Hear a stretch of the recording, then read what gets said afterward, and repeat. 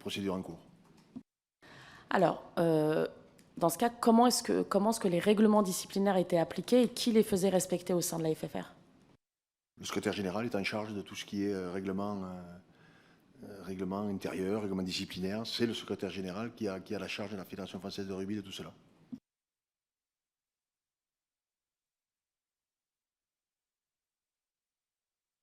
Donc vous ne regardiez pas du tout comment se passait en fait le contrôle de ce point de vue-là? Vous aviez peut-être des points, Vous savez, j'étais un président bénévole. Moi, je donnais des grands axes et des lignes politiques. Et ensuite, c'est les élus et, bien sûr, les salariés de la Fédération française de rugby qui mettaient en place tout ce que nous décidions. Donc moi, encore une fois, j'étais là d'abord pour faire de la représentation, parce que président de fédération, c'est beaucoup de représentation.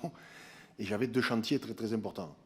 C'était redonner vie un petit peu à toutes nos équipes de France, pour une simple et bonne raison, c'est que, et notamment notre équipe de France masculine, sans elle, il n'y a pas de budget à la fédération. 85% des recettes de notre fédération française de rugby, c'est notre équipe masculine. Elle était 8e à l'époque, je vous rappelle. Donc je peux vous garantir que ma principale préoccupation, au départ, c'était de redonner, encore une fois, de la force à notre équipe de France pour qu'elle redevienne moteur. Et moteur, ça veut dire des partenaires qui veulent l'accompagner et donc avoir un maximum de gens qui accompagnent la fédération pour développer le monde amateur. Parce que ceci est quand même assez cocasse. C'est que c'est une équipe de France qui, à 85% des recettes, fait vivre le monde amateur. Donc c'est pour ces raisons-là qu'encore une fois, ma préoccupation, chacun avait bien des tâches définies, et le secrétaire général, Christian Dulin, avait encore une fois en charge de tout ce qui est la réglementation interne de la fédération. et du coup, comment était garantie l'indépendance des commissions internes de la FFR? Par lui, par le secrétaire général. Mais nous en discutions quand même, tout le monde était au courant, c'était pas... Il n'y a pas d'omerta, là. Chaque fois qu'il prenait la parole, il évoquait les règlements, etc., etc. Donc tout le monde était au courant.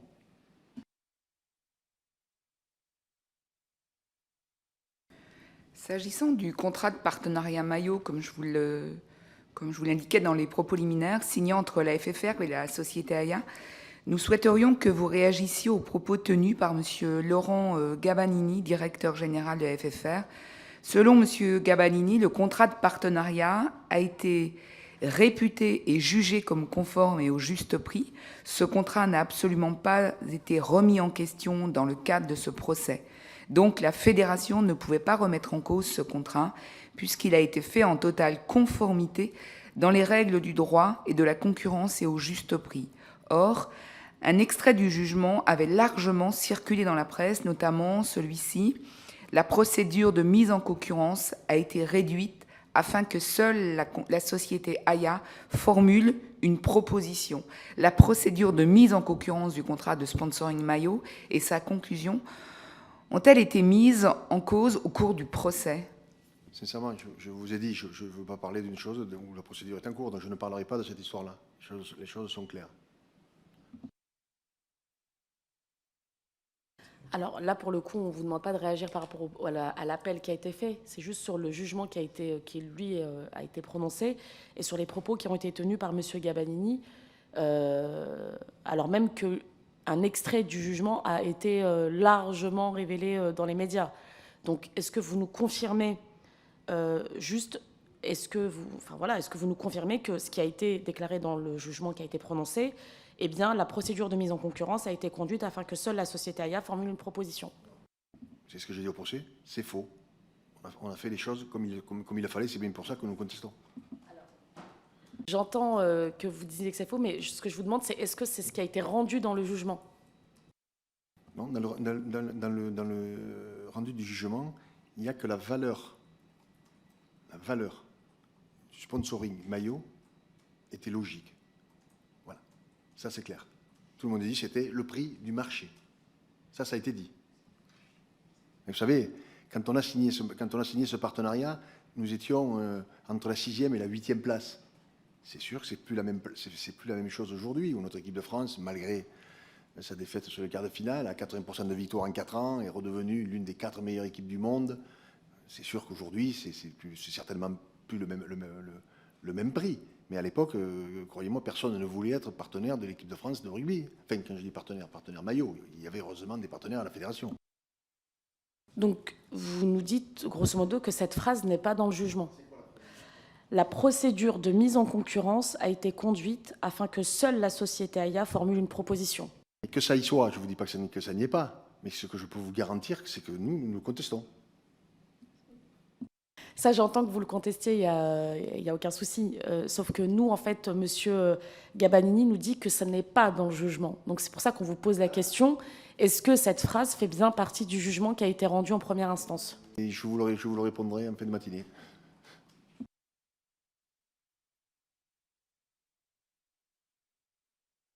Vous pourrez nous transmettre le jugement?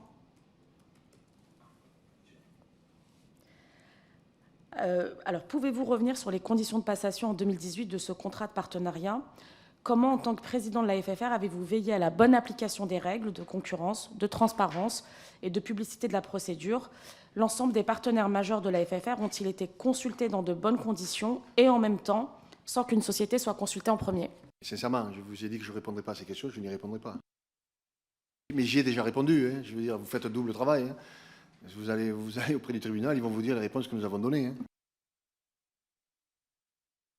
Alors peut-être pas sur ce contrat spécifiquement, mais de manière générale, quand il y avait des contrats qui étaient passés, comment est-ce que vous veillez à la bonne application des règles de concurrence et de transparence? D'abord, la Fédération française de rugby n'a pas de pouvoir adjudicateur. On n'est pas obligé de faire des appels d'offres.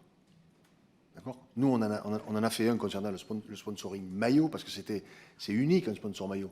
Il y a beaucoup de partenaires, mais des partenaires maillots, il n'y en a qu'un. Je crois qu'aujourd'hui, il va y en avoir 3, parce que je crois qu'ils en mettent un sur le dos et un sur le short.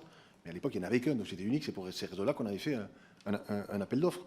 Voilà. Après, vous savez, il y a malheureusement pour nous pas pléthore de partenaires qui se disputent la place. Et dès qu'il y a un partenaire qui vient nous voir, si je prends le cas de Casino, qui est l'un des derniers que j'ai traité, enfin, d'abord, c'est notre cellule commerciale qui s'est chargée de développer tout ça. Et quand un partenaire veut nous accompagner, bien sûr que le président va les rencontrer, discute avec eux. Voilà, et on est toujours ravis qu'un partenaire veuille nous accompagner, parce qu'encore une fois, c'est pas pour payer le monde professionnel, c'est pour accompagner le monde amateur et faire tout ce qu'on a fait derrière et déployer pour le monde amateur. Mais s'il n'y a pas de moyens financiers, vous ne déployez rien.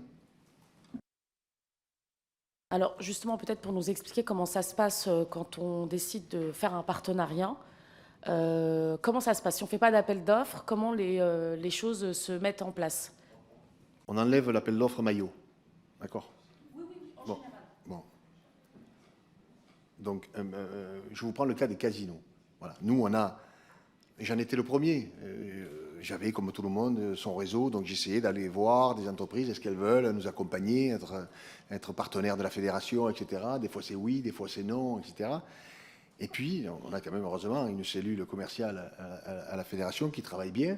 Et pour le cas, par exemple, de Casino, que je vous dis, un jour, ils m'ont dit, tiens, Casino est intéressé pour être partenaire de la Fédération française de rugby, à hauteur de temps, il souhaite ça, ça, ça. Et donc, j'ai rencontré la dame en question qui s'occupait de la communication de Casino. Bon, on a évoqué sa volonté de nous accompagner. Bien sûr, nous, ravis qu'elle nous accompagne. Et donc, ça se fait comme ça. C'est aussi simple que ça. Aujourd'hui, on a 6 gros partenaires, y compris le sponsoring maillot, qui sont les partenaires majeurs, je dirais. Et derrière, on a tout un tas de partenaires. Et là, il n'y a pas d'appel d'offres. Viens qui veut, j'ai envie de dire, et plus ils seront nombreux, mieux nous nous porterons. Et à l'époque, quand vous étiez, quand vous étiez le président de la fédération, vous étiez sur un budget de combien, la fédération? Moi, quand je suis arrivé, le budget était de 106 millions à la fédération. Quand je suis parti, il était de 133 de mémoire. Et vos partenariats allaient d'un montant autour de jusqu'à?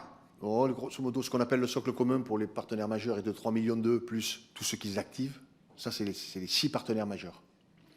Après, ça va ça peut aller de 300 000, 200 000 à 1,5 million, ça dépend. Il y a surtout les 6 partenaires officiels, et derrière, il y a d'autres partenaires, mais plus IP, plus ils demandent de place, d'activation, ce qui est tout à fait logique. Donc, en retour, dans le pack partenariat, ce sont quoi? Ce sont des places? Des places, des loges? Oui, il y a de tout. Voilà, il y a de tout. 3,2 millions, c'est le C'est socle. du partenariat ou du sponsoring? Pour moi, c'est du partenariat. Je préfère le terme partenariat à sponsoring, moi.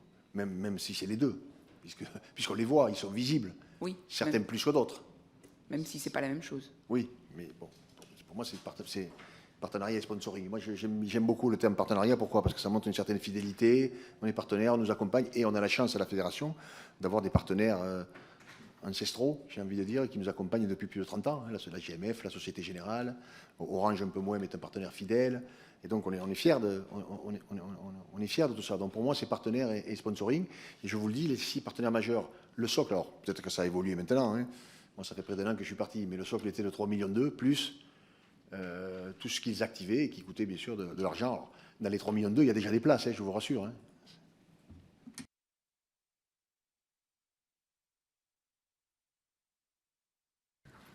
En septembre 2022, la FFR a recruté un directeur de contrôle de gestion qui a lancé un audit des achats. Pouvez-vous nous exposer les raisons pour lesquelles vous avez souhaité effectuer cet audit? Des dysfonctionnements liés au processus achat de la FFR avaient-ils été constatés? On a eu un contrôle AFA, de l'AFA, pardon. Je ne sais plus très bien si c'était 2020 ou 2021, je n'ai plus en tête.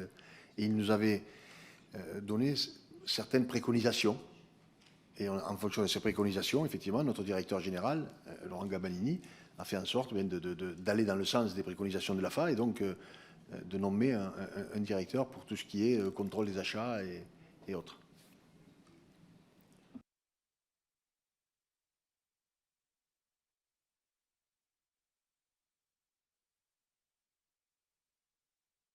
Et du coup, quels ont été les résultats de cet audit, justement, que vous avez...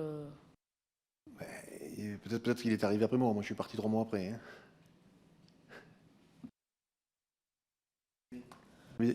J'ai envie de dire, l'audit avait été fait par l'AFA, hein, qui nous donnait des préconisations. Vous devez faire ça, vous devez faire ça, vous devez faire ça, vous devez faire ça. Vous savez, je répondais à toutes vos questions. Nous, des contrôles, on en a eu en permanence, hein. Donc, que je sache, on a toujours eu de très très bons retours, et notamment sur le dernier où je n'étais plus là, hein, puisque c'était, je crois, mars, avril, mai, où l'inspection générale a fait, pendant 3 mois, a vécu à la Fédération française de rugby, à tout regarder. Et je crois qu'ils n'ont pas le rendu écrit, mais oralement, je crois qu'ils ont eu, je ne dirais pas les satisfecits parce que ce serait prétentieux, mais ils leur ont dit que tout ça était bien contrôlé et bien géré. Et j'ai une confiance totale en Laurent Gabanini, qui est un directeur général extraordinaire.